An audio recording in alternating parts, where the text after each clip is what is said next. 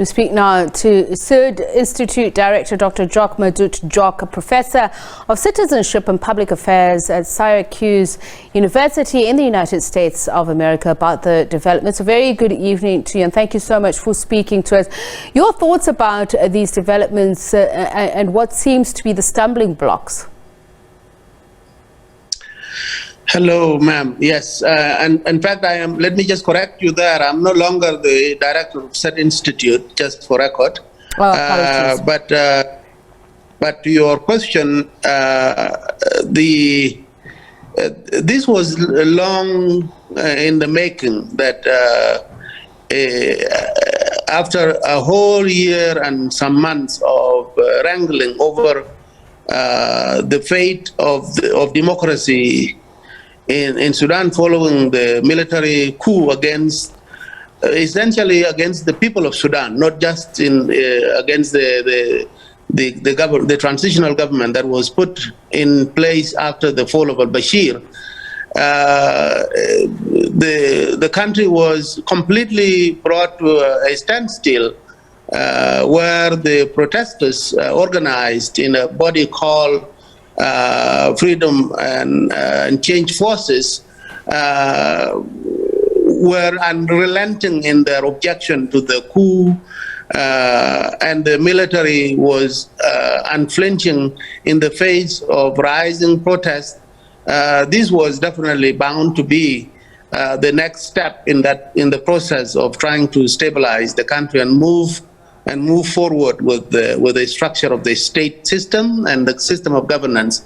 So I think this is definitely a momentous occasion for the Sudanese people to sit down and work out what is going to happen going forward, as the coup plotters are not acceptable to the majority of the people who brought down al-Bashir. And the military leaders led by Al-Burhan and Daglo seem bent on insisting to lead that country during the transition until the elections. So I think this is a moment that the Sudanese people can finally stare this debacle in the face and to try to decide what is going to happen: to keep the military in power until elections, or to give way to the popular uprising that is still going on, to create another transitional government, was the question and is the question. These trilateral facilitator talks, let's speak a little bit more about the mechanism and how it would be efficient or effective in bringing the parties to the table and to have constructive talks. I mean, the fact that you've had protesters shot with live ammunition has obviously raised heckles and left a bad taste in the mouth of those who are seeking peace. Most certainly, because the 30-year dictator fell in a popular uprising. This was a moment for the ordinary people in Sudan to say, finally, we are able to have our say in creating what the nature of government is going to be going forward. But they were not able to do that.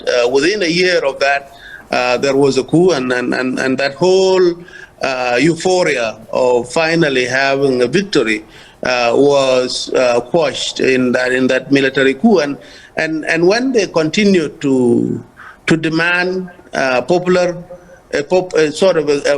government to be created, the military rulers, of course, resorted to the same tools that the dictatorship had used, which is total crackdown on protests, the arrest of activists, the killing of protesters, and continued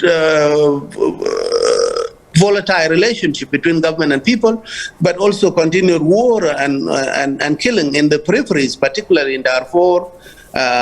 This definitely was not going to be able to be settled in any other way but to try to sit down, which is now we are told is going to happen. The problem is all other talks of this kind, mediated by the African Union, by the United Nations, by countries that are offering to help, have never worked in Sudan historically. So nobody is really, while people are hopeful that this will be a moment for dialogue and for a peaceful transition, I don't think a lot of people are holding their breath that this mediation will work, given the interest of those in the mediation process. There are a lot of countries and a lot of political leaders in the region, within North Africa, within East Africa, and the Middle East, who are coming into this mediation with their own interest, and not so much singularly on the interest of the people of Sudan. And what are those interests, Dr. Jok? Just share with us. I mean, I'm thinking of an organization like IGAD that was very much instrumental.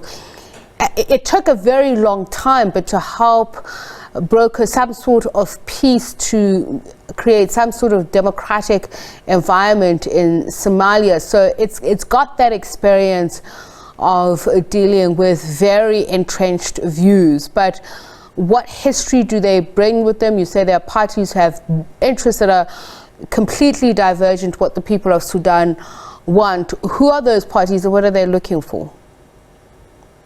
Well, for one, with regards to IGAD, Sudan itself is the president of IGAD for this term. So bringing in the organization is definitely being brought in under duress, under influence of the Sudan Khartoum government. So that one makes IGAD already not very trustworthy in the eyes of the ordinary people in Sudan. With regards to countries like Egypt, Saudi Arabia, UAE, they are definitely invested in the military reigning supreme because of Sudan's contribution to the war in Yemen on behalf of Saudi Arabia. So that leaves only the United Nations and perhaps the European Union having a semblance of neutrality. But then we have not seen the European Union playing fair so much in the past. They have even supported the government of Bashir on the fight against human trafficking and in the curbing of flight of Africans through Libya to the Mediterranean, across the Mediterranean to Europe. So Europe has always been using Sudan to curb immigration from Africa. Yeah. So everybody has other interests.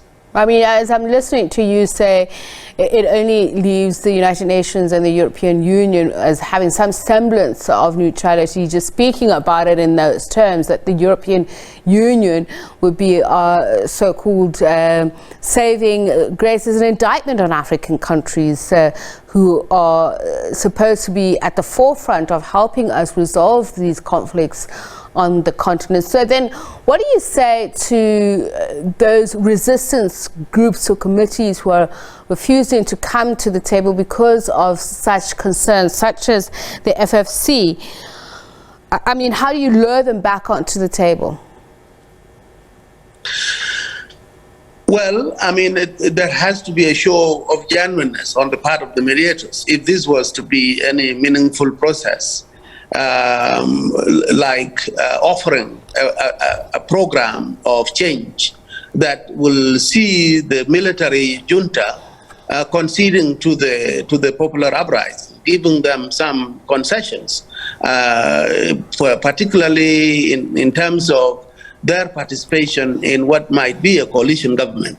So what is the purpose of this mediation to begin with? It should be about how to end the military rule.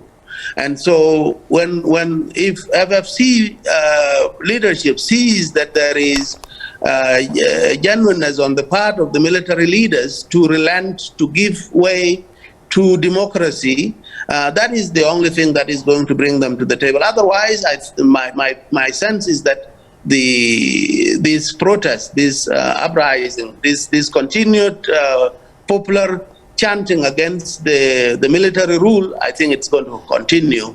And these talks will only be just a nod from the international community that they are doing something. But their success is in doubt. Well, thank you so much for speaking to us and sharing your views, Dr. Jok Madut Jok.